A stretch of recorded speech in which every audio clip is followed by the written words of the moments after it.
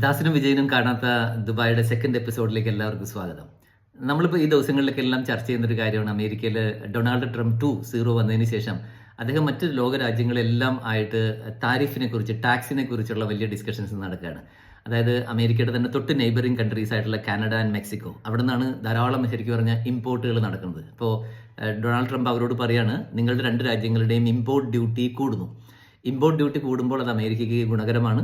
അതോടൊപ്പം തന്നെ ഓട്ടോമാറ്റിക്കായിട്ട് മറ്റ് രാജ്യങ്ങളുടെ എക്സ്പോർട്ട് അത് കുറയും. ഫോറിൻ പ്രോഡക്റ്റുകൾ നമ്മുടെ നാട്ടിൽ വില കൂടും. അപ്പോൾ ഇതൊരു ശരിക്കും പറഞ്ഞ ഒരു ടൂളാണ്. എങ്ങനെയാണ് ശരിക്കും പറഞ്ഞാൽ ഈ ട്രേഡിനെ കൺട്രോൾ ചെയ്യാൻ വേണ്ടി. ഇനി അത് അമേരിക്കൻ കോണ്ടിനെന്റിൽ മാത്രമല്ല, അവർ ചൈനയായിട്ട് മറ്റുള്ള എല്ലാ രാജ്യങ്ങളുമായിട്ട് റെസിപ്രോക്കൽ ടാക്സുകൾ ചെയ്യുന്നുണ്ട്. റെസിപ്രോക്കൽ ടാക്സ് എന്ന് പറഞ്ഞാൽ അമേരിക്കൻ പ്രോഡക്ട്സുകൾക്ക് മറ്റ് രാജ്യങ്ങളിൽ എത്രയാണോ ടാക്സ് ഈടാക്കുന്നത് അതേ റേറ്റിൽ തന്നെ മറ്റ് രാജ്യങ്ങളുടെ പ്രോഡക്റ്റുകൾക്ക് അമേരിക്കയിൽ ഈടാക്കും. ഇവിടെ നമ്മൾ മനസ്സിലാക്കേണ്ടത്, അമേരിക്ക വേൾഡിൻ്റെ നമ്പർ 1 എക്കണോമിയാണ്. മറ്റ് രാജ്യങ്ങൾ ഡെവലപ്പിംഗ് കൺട്രീസ് ആണ്, അല്ലെങ്കിൽ ചിലപ്പോൾ ഡെവലപ്ഡ് കൺട്രീസ് ആയിരിക്കും. അപ്പോൾ ഒരേ രീതിയിലല്ല ട്രേഡുകൾ നടക്കുന്നത്, ഒരേ രീതിയിലല്ല രണ്ട് ശരിക്കും പറഞ്ഞാൽ എക്കണോമികൾ നിൽക്കുന്നത്. അപ്പോൾ റെസിപ്രോക്കൽ ടാക്സ് എന്ന് പറഞ്ഞാൽ സ്വാഭാവികമായിട്ടും മാർക്കറ്റിൽ ധാരാളം ഡിസ്റ്റർബൻസസ് ഉണ്ടാക്കുന്നുണ്ട്. ഷെയർ മാർക്കറ്റ് നമുക്കറിയാം, കഴിഞ്ഞ 2-3 മാസങ്ങളായിട്ട് കണ്ടിന്യൂസ് ആയിട്ട് വേൾഡിന് മുഴുവൻ ഒരു പസിൽഡ് ആണ്, ഒരു ഡയറക്ഷൻ കിട്ടുന്നില്ല. ഈ എല്ലാ ഡിസ്റ്റർബൻസസുകളെല്ലാം നടക്കുന്നുണ്ട്.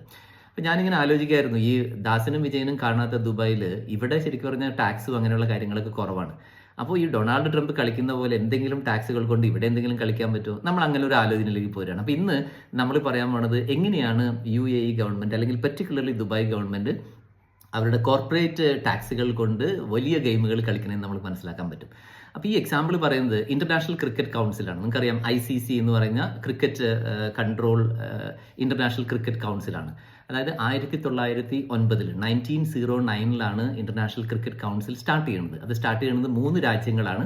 ഇംഗ്ലണ്ടിൽ വെച്ചിട്ടാണ് ആ മീറ്റിങ്ങുകൾ നടക്കുന്നത്. അതൊരു ഇന്റർനാഷണൽ കോൺഫറൻസ് ആയിരുന്നു. അപ്പോൾ England, Australia and south Africa, ഈ 3 രാജ്യങ്ങൾ കൂടിയിട്ടാണ് ഇംപീരിയൽ ക്രിക്കറ്റ് കോൺഫറൻസ് എന്നായിരുന്നു ICCയുടെ ആദ്യത്തെ പേര്. ഇംപീരിയൽ ക്രിക്കറ്റ് കോൺഫറൻസ് എന്ന് പറയുന്നു.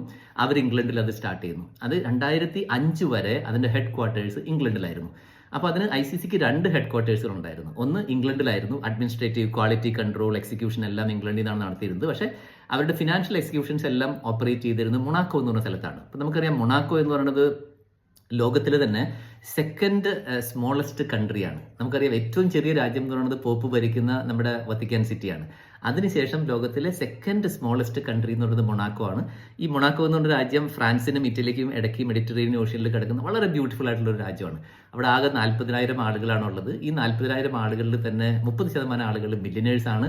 അവിടെ കാസിനോകളൊക്കെ ഉണ്ട്. എല്ലാം ഹൈഫൈ ആയിട്ട് നടക്കുന്ന ഒരു കാര്യമാണ്. നിങ്ങൾക്ക് ശരിക്കും പറഞ്ഞാൽ ഗൂഗിളൊക്കെ ചെയ്ത് നോക്കിയാൽ അറിയാം, മൊണാക്കോയിലെ ലൈഫ് സ്റ്റൈൽ അറിയാം. വളരെ ലക്ഷറിയസ് ആയിട്ടുള്ള റിച്ച് ആയിട്ടുള്ള ആളുകൾ താമസിക്കുന്ന ഒരു സ്ഥലമാണ്. അപ്പോൾ ഈ മൊണാക്കോയിലായിരുന്നു ഇതിൻ്റെ ഒരു ഹെഡ് ക്വാർട്ടേഴ്സ്, ഇംഗ്ലണ്ടിലായിരുന്നു ഇതിൻ്റെ ഒരു പാരലൽ ഹെഡ് ക്വാർട്ടേഴ്സ് ഉണ്ടായിരുന്നു.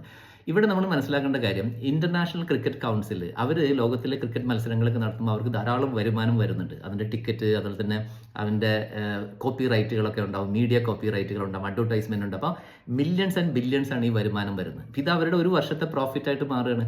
ഈ പ്രോഫിറ്റിൽ നിന്ന് അവർ ഇംഗ്ലണ്ടിലാണ് ഓപ്പറേറ്റ് ചെയ്യണമെങ്കിൽ ഇംഗ്ലണ്ടിലെ കോർപ്പറേറ്റ് ടാക്സ് എന്ന് പറയുന്നത് 25% ആണ്. അതായത് ഒരു രാജ്യം ഇംഗ്ലണ്ടിൽ ഓപ്പറേറ്റ് ചെയ്യുന്ന സമയത്ത് ആ വർഷം അവിടെ നിന്ന് കിട്ടുന്ന പ്രോഫിറ്റിന്റെ 25% അവരാർക്ക് കൊടുക്കണം?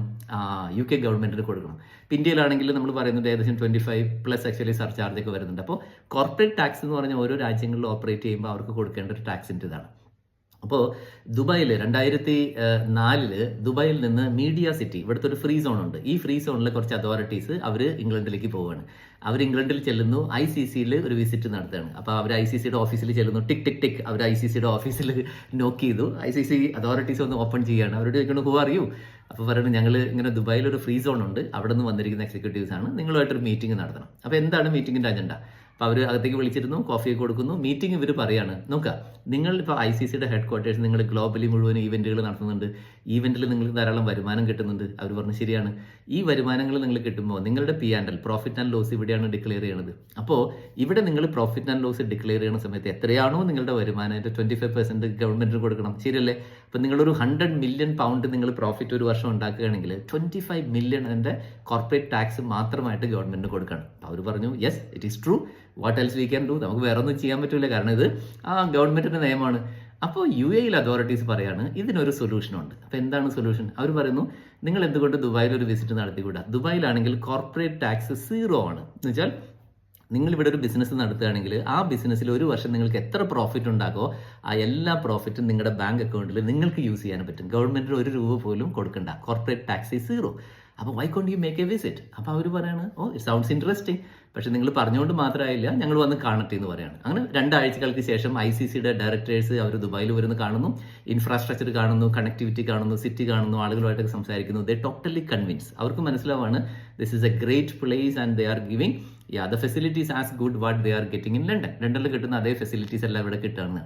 അങ്ങനെ 2005 അവർ നോക്കുക, ഈ ടാക്സേഷന്റെ ബെനിഫിറ്റിന് വേണ്ടി മാത്രമായിട്ട് 2005 ICC ഡയറക്ടേഴ്സ് അവർ പറഞ്ഞു ഞങ്ങളുടെ ഹെഡ് ക്വാർട്ടേഴ്സ് ദുബായിലേക്ക് മാറുന്നു. ഇന്ന് ദുബായിൽ മീഡിയ സിറ്റിയിൽ ആണ് ICCയുടെ ഹെഡ് ക്വാർട്ടേഴ്സ് ഉള്ളത്. അപ്പോൾ ICC എന്ന് പറയുന്നത് നമുക്കറിയാം, അവർക്ക് 12 രാജ്യങ്ങളാണ് എൻ്റെ പെർമനന്റ് മെമ്പേഴ്സ് ഉള്ളത്.